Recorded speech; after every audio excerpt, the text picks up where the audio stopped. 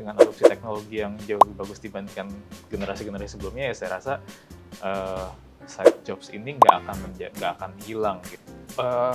Pemerintah kan harus ngambil kebijakan berdasarkan penyebab ya. Waktu kita harus dalami dulu nih penyebabnya beneran gara-gara uangnya kurang atau memang karena mereka ingin lebih produktif. Tapi mereka juga jadi bisa punya dua pekerjaan dengan labor cost dengan waktu yang sama gitu ya, kenapa tidak gitu.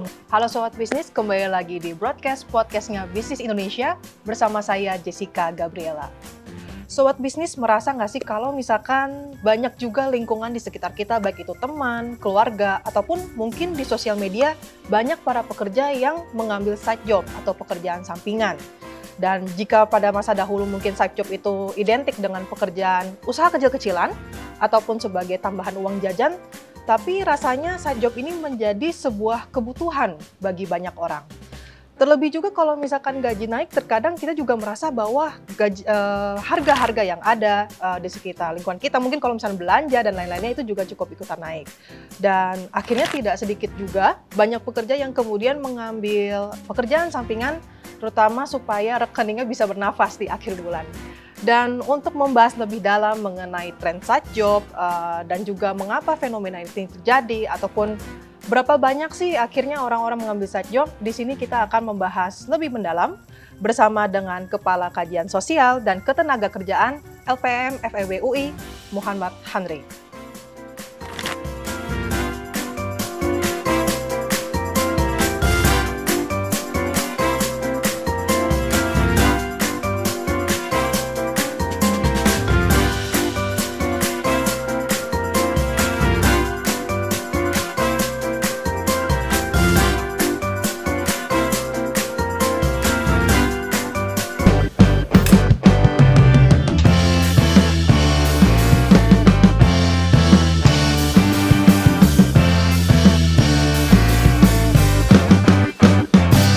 Broadcast, podcastnya Bisnis Indonesia. Pak Hanri, terima kasih banyak telah datang di Gedung Bisnis Indonesia. Terima kasih banyak Pak telah menyempatkan waktunya untuk bisa membahas mengenai tren side job yang ada di Indonesia. Pak, mungkin sebagai pertanyaan pertama, sebagai pengantar gitu ya Pak.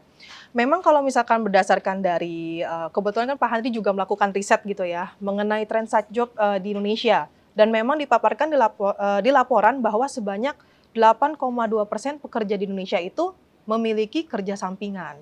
Nah, mungkin Pak Hanri bisa menjelaskan lebih dahulu bagaimana sih akhirnya melakukan riset ini, seperti berapa metodenya itu seperti apa, dan juga kemudian jika dibandingkan dengan tren sebelumnya, apakah ini termasuk tinggi atau ini stabil atau justru menurun gitu Pak? Oke, thank you Bu Jessica, thank you for having me. Ya, jadi mungkin mundur sedikit ya, side job di sini mungkin lebih ke kita mau ngeliat ada yang sifatnya dia terpaksa, atau dia force, atau dia secara sukarela untuk ikut, untuk punya side job tersebut voluntarily gitu. Jadi semangat dari kami sih waktu itu pengen ngeliat, oh ya kayaknya seru nih untuk sedikit menguliti, mungkin masih belum terlalu dalam, tapi sedikit menguliti kira-kira siapa aja sih yang punya pekerjaan sampingan ini gitu. Kita mungkin tidak, metodenya masih sangat deskriptif sekali. Kita menggunakan data Sakernas 2024 dan juga kita coba bandingkan ke Sakernas beberapa tahun yang lalu. Deskriptif saja, di-cross tabulasikan antara siapa yang punya side job, siapa yang nggak punya side job, dan pekerjaannya apa, di mana, dan kira-kira siapa laki, perempuan, dan segala macam berdasarkan demografi. Jadi mungkin itu ya yang kami lakukan di mini report yang kita publish di beberapa bulan yang lalu. Lalu masuk ke pertanyaan apakah dia trennya seperti apa? Trennya surprisingly kan sekarang di 2024 angkanya sekitar di 8%-an yang punya side jobs ya gitu. Sebenarnya angka tersebut lumayan turun dibandingkan tahun 2019 sebelum pandemi. Jadi kita coba bandingin sama sebelum pandemi ya. Sebelum pandemi angkanya kalau yang kita punya itu sekitar 10,9% yang punya side jobs. Jadi sebenarnya orang-orang yang punya side jobs itu secara angka turun. Dibanding tahun lalu juga sedikit lebih turun. Ini ini bisa go either way, apakah ini bagus atau ini jelek. Bagus ketika misalnya punya side jobs itu menjadi lebih secure di pekerjaan yang saat ini. Oh, mereka menjadi lebih formal, mereka punya pendapatan yang lebih pasti setiap bulannya, sehingga konsumsinya jadi smooth, mereka jadi saya nggak harus ngambil side jobs. Jadi kelompok yang forced, yang terpaksa buat ngambil side jobs itu berkurang. Atau, wah jangan-jangan gara-gara peluang untuk side jobs-nya malah ikutan berkurang gitu loh. Mungkin karena setelah COVID, jadi akhirnya Betul. peluang yang ada malah jadi berkurang. Betul. Kayak Nah, gitu. di data Sakernas tidak secara langsung kita bisa lihat apakah memang penurunan proporsi tersebut karena apa. Tapi kita bisa coba lihat aja di data BPS yang lain, kita bisa lihat di tahun 2023 contohnya aja itu ada sekitar 50 juta pekerja yang kerja sebagai pegawai.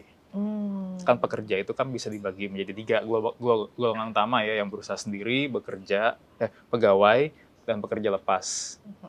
Masing-masing ada cabangnya sendiri. Cuman kita mau ngelihat kira-kira yang pegawai yang punya upah lebih pasti dibandingkan yang berusaha sendiri itu berapa sih proporsinya. Kalau lihat di website BPS tahun 2023, yang kerja sebagai pegawai itu ada 50,3 juta orang, dan di tahun 2024 itu yang kerja sebagai pegawai ada 53 juta orang, naik 3 juta sebenarnya. Jadi in that sense mungkin kita bisa pilih, oh kayaknya yang terpaksa ngambil side jobs nih berkurang karena ada kenaikan jumlah pegawai. Gitu. Jadi mungkin pasti akan ada yang force, akan ada yang voluntarily gitu. Nah, mungkin proporsi yang force ini sedikit berkurang gitu loh dibandingkan yang voluntarily. Kalau kita ngeliat dari data mungkin itu salah satu clue ya, clue yang bisa kita ambil gitu.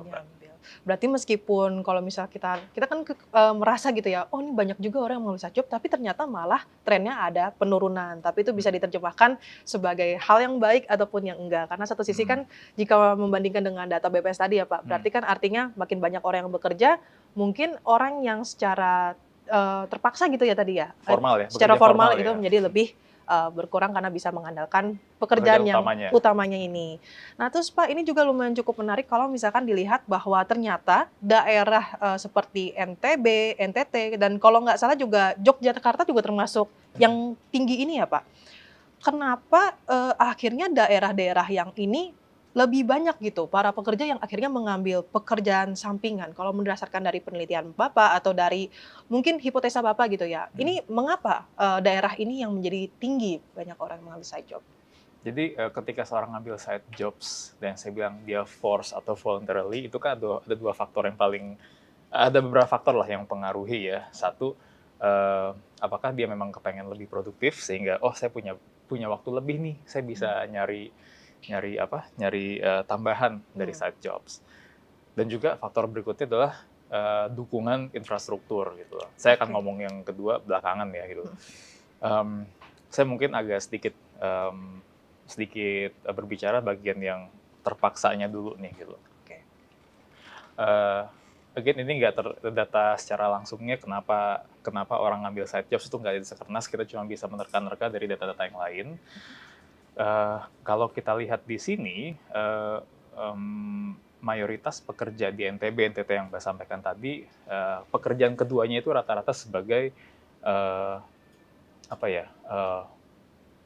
blue collar di sektor jasa pemerintahan, jasa administrasi sosial, jasa pendidikan. Jadi mungkin kalau kita bayangkan mungkin seperti admin gitu, atau mungkin data entry di pemerintahan gitu loh. Jadi mungkin sifatnya lebih ke ya udah karena saya punya lebih banyak waktu dan di sana cukup banyak lowongan di NTB, NTT, Jogja dan lain-lain, ya udah mereka akan kerja sebagai admin gitu. Berbeda dengan behavior yang ada di kota-kota besar misalnya kayak Jakarta.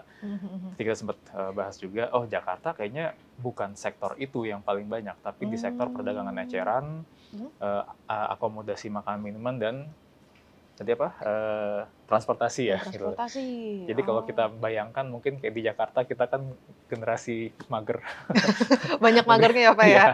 Sehingga kita mungkin jadi belanja. Oh, dikit-dikit GoFood, dikit-dikit Tokopedia, boleh nyebut merek nggak? Dikit-dikit Online gitu ya Pak ya. online, taksi online, pesan makan online, belanja online gitu segala macam. Sehingga yang di Jakarta tingginya ada di pengantaran, jasa transportasi, eceran, orang jadi bisa lebih mengadopsi toko-toko online gitu kayak marketplace sehingga dia bisa jualan di sisa-sisa waktunya dan juga jual makanan dan minuman melalui yang juga ditopang oleh ojek-ojek online gitu. Si ojek-ojek online itu. Nah, behaviornya mungkin di situ perbedaannya antara yang di daerah-daerah non Jakarta sama juga Jakarta. Dan juga mungkin ketika di daerah non Jakarta ada isu force juga, bandingkan misalnya kayak di Jogja kan atau mungkin di NTB itu kan UMK-nya kan berkisar antara 2 sampai maksimum mungkin 3 jutaan. Bandingkan sama Jakarta yang 5, sekian, 5, kurus lah, tapi di atas 5 gitu. Not necessarily kan berarti biaya hidup di NTB itu kan setengahnya banget di Jakarta gitu. Sehingga mungkin margin antara UMK dengan kebutuhan hidup minimum antara Jakarta sama NTB itu mungkin gedean di NTB sehingga mereka jadi terpaksa buat nambel gap tersebut. Lebih banyak gitu. Oke. Berarti karena memang marginnya tadi yang mungkin lebih mepet dibandingkan Jakarta, terus juga kemudian peluang di sana untuk pekerjaan tadi yang Bapak nyebutkan bahwa mungkin admin ataupun yang pekerjaan yang nggak membutuhkan keahlian khusus sepertinya ya Pak ya, karena peluang itu besar, jadi akhirnya yaudah deh karena mereka force juga, terus juga tersedia lowongannya, akhirnya mereka mengambil side jobs ini. Berbeda dengan Jakarta, karena memang ini juga ya Pak, menariknya itu kan Jakarta itu justru identik dengan kota yang sibuk, kota yang apa-apa, wah pekerja keras, orang lain hustle lah kurang lebih kayak gitu. Tapi malah menjadi provinsi yang masuk dalam kategori yang rendah dibandingkan dengan hal tersebut gitu ya. Dan tadi kan Pak Hani juga sempat menyebut bahwa mungkin sektor yang diambil para pekerja yang di Jakarta ini kan lebih ke transportasi, terus juga masalah makanan dan eceran yang dimana itu juga maksudnya berhubungan dengan teknologi gitu ya, karena banyak orang yang mager. Tapi apakah apa yang membuat dia menjadi rendah gitu Pak? Karena oke, kita tahu nih bahwa memang transportasi bisa menjadi peluang mereka bagi masyarakat Jakarta, tapi kenapa justru malah rendah meskipun ada peluang seperti itu gitu Pak? Mundur dikit tadi lewat, jangan lupakan sektor pertanian. Pertanian itu yang paling sektor 1 ya kalau di ekonomi, yang pertanian, perkebunan, perikanan. Itu di daerah-daerah seperti yang Bu Jessica sampaikan tuh banyak tuh yang bekerja di sektor 1 tersebut. Justru mayoritasnya di sana gitu. Jadi mungkin mereka habis kerja, let's say misalnya kayak siang-siangnya dia jadi karyawan atau mungkin jualan di pasar. Sorenya karena masih punya banyak waktu, saya tanam apa di kebun saya. Kebun. Di sana kan ada kebun. Banyak ini lahan hijau gitu Jakarta, ya. Gedung-gedung semua nih Pak. Hidroponik paling kalaupun bisa. Betul. Itu mungkin satu penyebab pertamanya gitu loh. Di Jakarta sektor pertaniannya nggak banyak, hampir nggak ada sih kayaknya kalau saya lihat. Ya kalau ada mungkin sedikit banget gitu ya. Itu yang pertama. Keywordnya adalah kebun dan dia punya banyak waktu. Di Jakarta. Tadi saya kesini aja itu udah agak cepet 1 jam ya. Itu cepet loh gitu. Waktu ininya ya Pak, transportasinya aja udah menyita ya gitu ya Pak. Kan biasanya mungkin orang ngabisin waktu secara rata-rata lah yang kerja di Jakarta mungkin 1 jam sampai 1,5 jam buat ke kantor. PP 3 jam dalam sehari. Itu gelantungan di kereta, gelantungan di busway dan lain-lain. Atau kalaupun naik motor ya di jalanan naik motor. Nyampe rumah masih punya tenaga nggak sih buat capek apa ya? Buat kerja gitu, buat mikirin usaha berikutnya ya.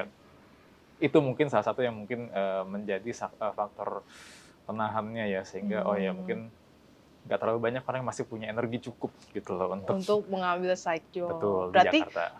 Jadi memang karena faktor pekerjaan utamanya mereka di kebun, mungkin kan kalau kebun kan lebih sifatnya ada di momen tertentu aja sibuknya, sisanya kan pemantauan gitu. Jadi akhirnya oh banyak waktu, terus juga mereka ada kebutuhan, ya udah akhirnya ambil side job gitu ya. Tapi kalau di Jakarta, meskipun dari sisi teknologi yang sebenarnya bisa jadi peluang, tapi karena udah habis waktunya gitu ya Pak ya buat kerja, terus juga untuk commute ibaratnya. Jadi mereka malah terbatas gitu ya Pak ya untuk mengambil side job itu sendiri. Oke, nah berarti Pak kalau misalkan ini jika dari data, apakah lebih banyak orang-orang yang mengambil side job itu di desa atau di kota nih berarti Pak? Kalau kita lihat dari Sakernas terakhir ya, 2024, yang paling banyak di kota sebenarnya. Ya, again, mungkin karena kota biaya hidupnya bagaimanapun lebih tinggi, dan juga kota lebih punya infrastruktur pendukung kayak teknologi tadi gitu loh. Jadi bagaimanapun di data sih terlihatnya seperti itu. Di kota hampir 2 kali lipat ya kalau saya nggak salah ingat ya. Di kota itu ya 2 kali lipat yang punya side jobs gitu. Ya hipotesis kita sih lagi-lagi ya karena di kota biaya hidupnya lebih tinggi. Itu bagian force-nya, bagian voluntary-nya adalah ya karena ditopang dengan segala kemudahan untuk bisa punya side jobs gitu loh. Oke, berarti sebenarnya peluangnya banyak ya Pak di kota itu. Peluangnya banyak, cuman karena again tadi masalah waktu itulah yang membuat kalau misalkan kita berkaca hanya di Jakarta gitu ya, akhirnya mereka lebih waktunya terbatas untuk mengambil side job. Tapi kalau misalkan dipikir-pikir, apakah justru balik lagi karena mungkin membahas masalah gaji gitu ya, karena mereka kan Jakarta kan mungkin lebih identik dengan para pekerja mengambil di sektor yang formal. Apakah justru ada faktor gaji mereka yang lebih aman, akhirnya yaudah deh nggak ada tenaga juga nggak apa-apa deh, akhirnya nggak mau ambil side job atau gimana nih Pak? Ngomongin aman atau enggak aman itu mungkin kita bisa kembali ke apakah memang gaji mereka cukup atau enggak nih kalau kita ngomongin pekerja ya. Karena kalau UMKM beda lagi tuh ceritanya gitu. Kalau pekerja sendiri kan yang sebenarnya yang lebih harusnya patuh sama UMK misalnya gitu. UMK kita most dari perusahaan-perusahaan itu masih patokannya ke UMK gitu loh, belum sama yang kita kenal sebagai struktur dan skala upah. Artinya gini, apakah memang seorang itu aman gitu punya gaji 5,3 juta di Jakarta misalnya? Oke, UMK itu kan dipatok untuk pekerja yang di tahun pertama dan single. Tapi apakah semua orang yang bekerja di Jakarta itu single? Enggak dong gitu loh. Apakah semuanya tahun pertama? Enggak juga dong gitu loh. Nah, jadi intinya jadi once dia menikah, dia punya anak, tentunya kan kehidupan layak dia nggak cuma 4,6 juta. Kan BPS pernah bilang untuk bisa hidup nyaman di Jakarta, kalau saya nggak salah angkanya 4,6-ish gitu ya, kurang lebih gitu. Terus kalau misalnya dia punya anak, apakah 4,6 juta juga? Wow. Enggak dong, mungkin dikali 1,5-nya gitu loh. Karena rumahnya mungkin sama, tapi kan makannya 2 kali lipat dong. Betul. Tapi gaji dia kan masih di 5,3-an. Let's say kita masih patuh sama UMK. Let alone nggak patuhnya ya, kan ada perusahaan juga yang nggak patuh gitu. Kalau sudah patuh ya, penambahan tersebut tidak tercover tuh di UMK-nya gitu loh. Nah, di situ harusnya yang mulai masuk ke struktur dan skala upah ketika dia mengakumulasi ilmu atau mungkin knowledge tertentu, dan itu harusnya upahnya juga naik secara berkala gitu setiap tahun. Dan juga mungkin tunjangan-tunjangan yang lain ya, benefit istri, anak, dan segala macam. Itu tentunya sangat punya kontribusi besar lah terhadap keputusan seorang untuk apakah saya harus terpaksa ngambil side jobs atau enggak. Gitu. Bagaimanapun ya, ekonomi pasti akan menjadi yang struktur paling dorongan faktor ya dorongan paling gede orang mengapa akhirnya mengambil side job atau enggak. Jadi memang sebenarnya kalau misalkan tadi Pak Henry kalau misalkan berkeluarga mungkin akan jadi lain kebutuhannya, makanya mereka menjadi force ya akhirnya terpaksa mengambil side job. Tapi di satu sisi seharusnya ada pertimbangan dari pengalaman dia yang harusnya menjadi akumulasi supaya mungkin pendapatannya bisa lebih meningkat dari yang sebelumnya. Oke, Pak, mungkin lebih lanjut kalau misalkan aku lihat juga di report, terlihat kalau misalkan laki-laki ini justru lebih banyak yang ngambil kerja sampingan ya Pak, dibandingkan dengan perempuan.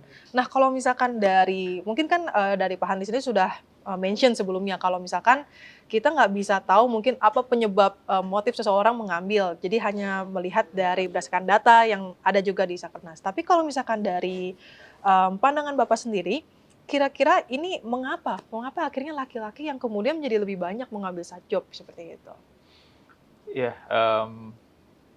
seperti yang saya bilang tadi, apakah ini jadi force atau voluntarily, ini mungkin menjadi salah satu clue berikutnya untuk kita untuk bilang, oh ini kayaknya lebih ke force gitu loh. Karena laki-laki biasanya kan breadwinner ya dalam keluarga, dia tulang punggung keluarga, dan sebenarnya mungkin di brief tersebut yang publikasi kami itu juga ada informasi terkait dengan dia ada di generasi milenial atau Gen Z gitu. Milenial kan mungkin sekarang tanggungannya kan umurnya mungkin sekitar berapa sekarang milenial? 30-an lah ya, 30 sampai 40-an gitu.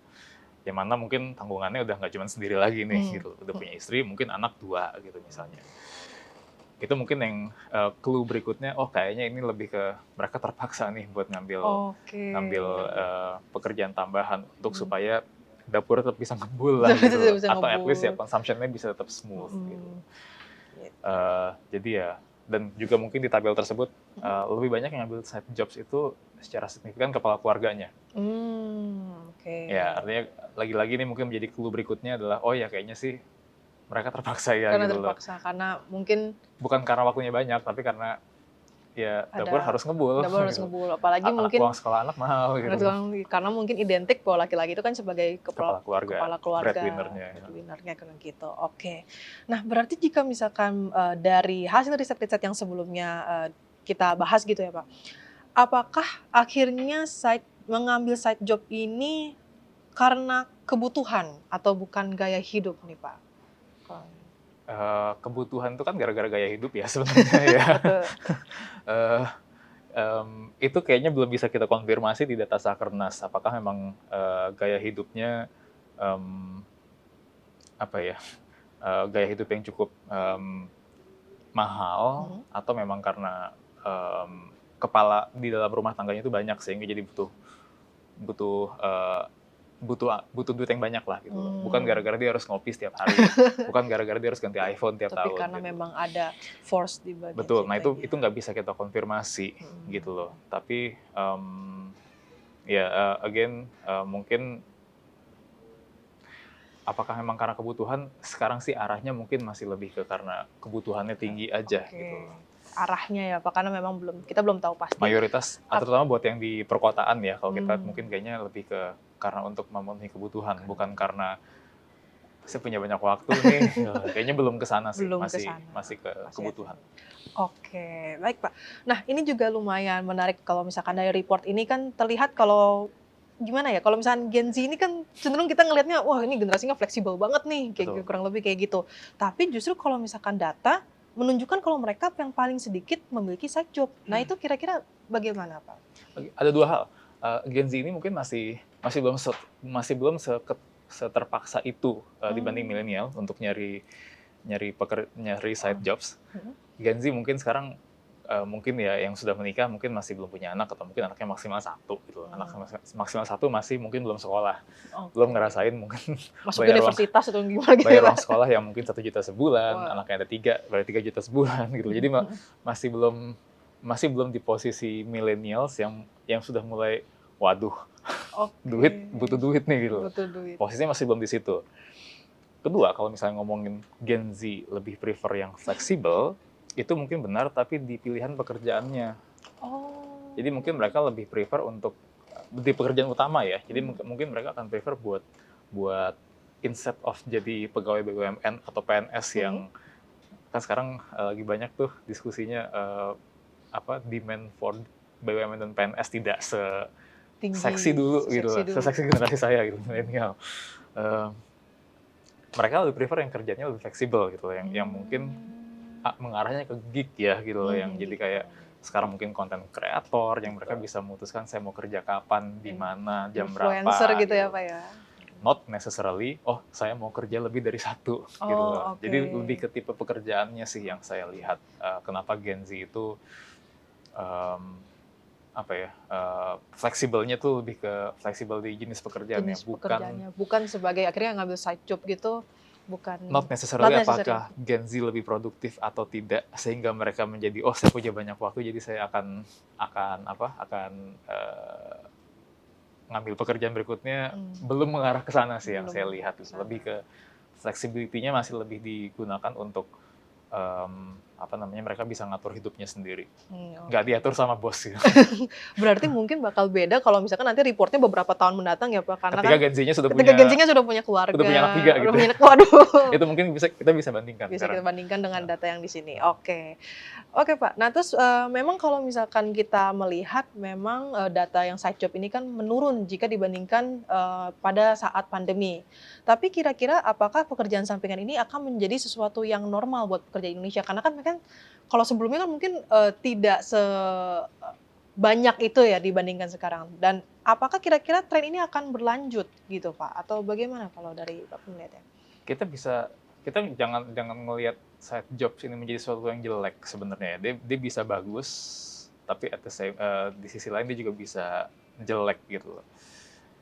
Bagus di sini adalah tadi kalau misalnya orang masih punya banyak waktu dan dia masih punya tenaga untuk bisa mengerjakan side jobs tersebut, ya kenapa tidak? Orang kan menjadi lebih produktif, dia menjadi lebih punya banyak misalnya saving untuk masa tuanya dia, atau dia juga bahkan jadi punya akumulasi knowledge gitu loh di side jobs dia gitu.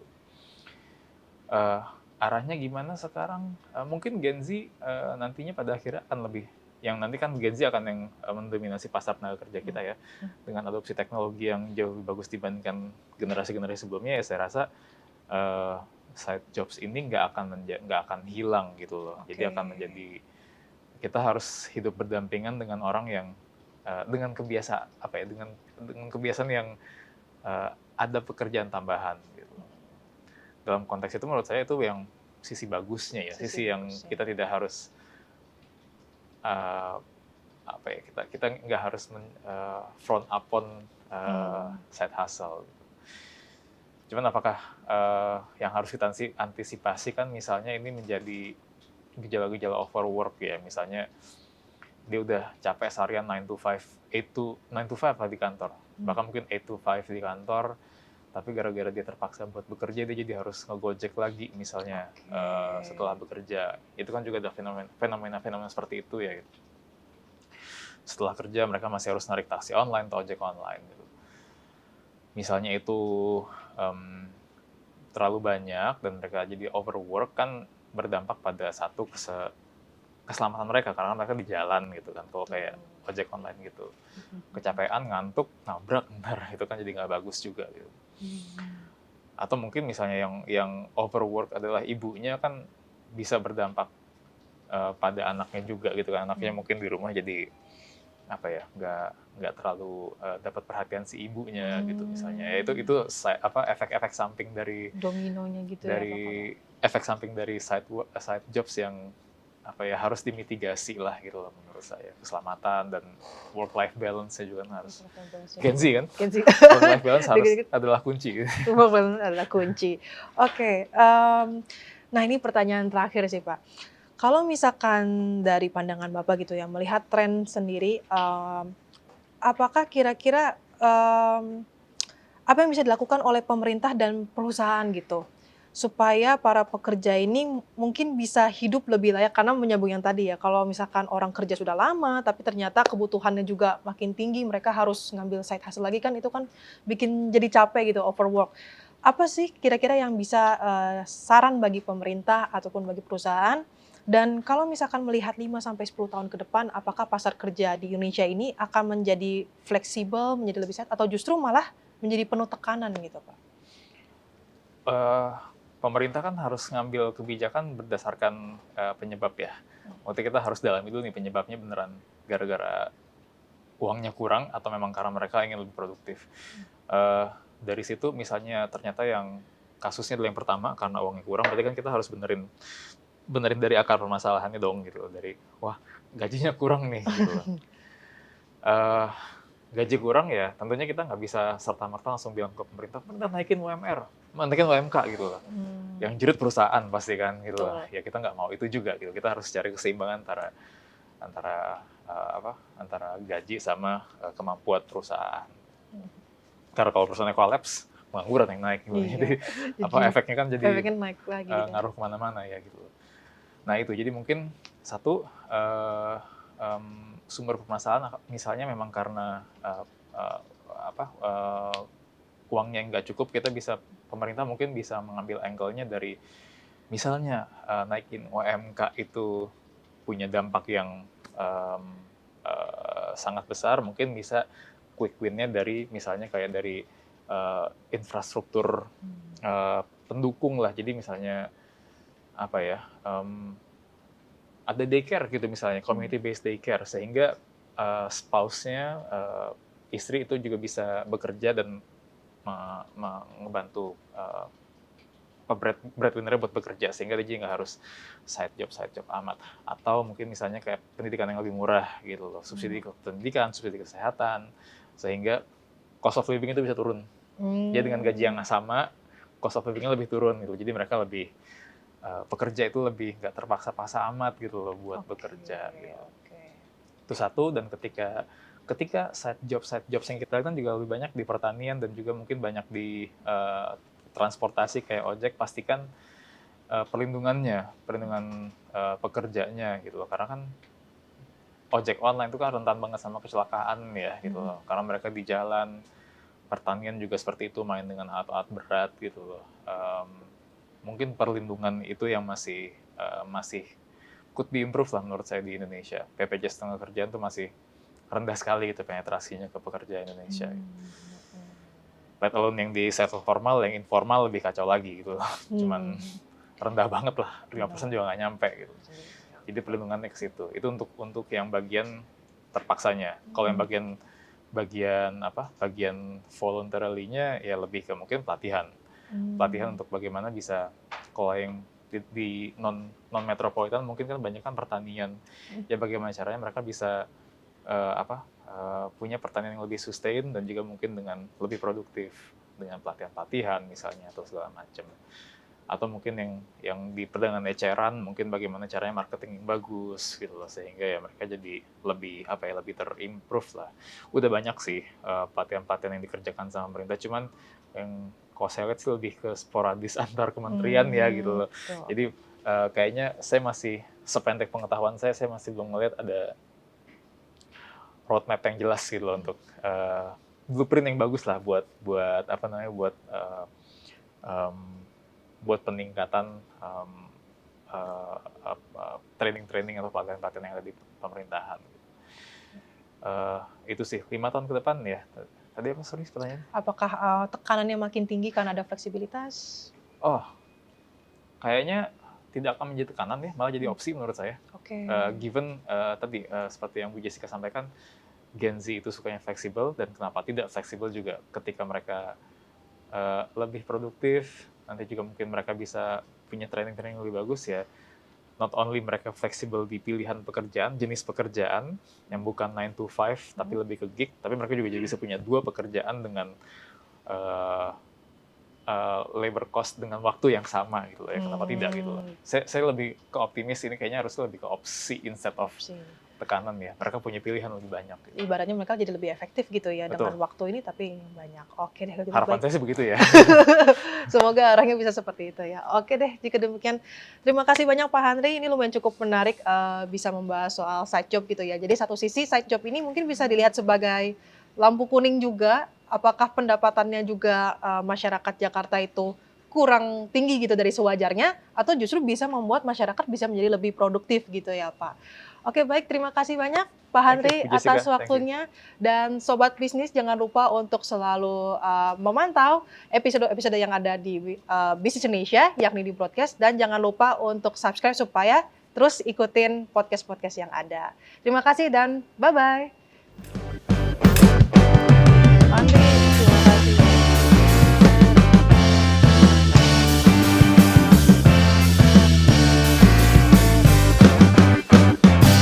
Broadcast, podcastnya Bisnis Indonesia.